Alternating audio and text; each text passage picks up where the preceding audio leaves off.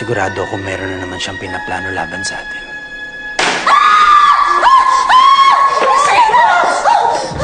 Ma'am, sir! Ano yun? Yung papa po ng Magnolia nagpaputok po ng baril sa labas. Huwag po muna kayo lumabas kasi mukhang lasing po yung matanda eh. Huwag na po, please. Ay! Benji! Oh, saan ka pupunta, Benji? Benji, huwag ka Bantayan mo sila, huwag mo silang palalabas. Matanda, narinig mo naman nakainom. Benji!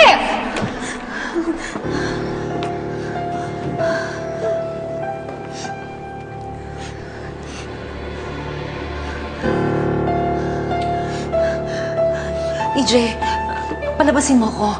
Mukhang tahimik na. Wala naman nang napapaputok. Lucy, ikaw ang bahala. Kay Ashley, huwag kayong lalabas. Huwag kayong lalabas. Halika, EJ, sumama ko. Itinawan niyo ako! Mga gago kayo! Akin na yung baril ko! Sir, tama na po. Lasing po kayo, sir. Anong pakialam mo? Bakit? Ikaw ba bumili ng alak na ininom ko? Ha? Hoy, Eduardo, mabuti pa. Umuwi ka na dahil baka maubos pa ang pasensya ko sa'yo, ha? Aba, matapang! Ilabas mo yung asawa mo! Papatay ko babae yan! Ilang beses ko ba ulitin sa'yo? Hindi kriminal ang asawa ko. Ano tawag mo sa asawa mo? Santa? Ha? Baka hindi ko alam.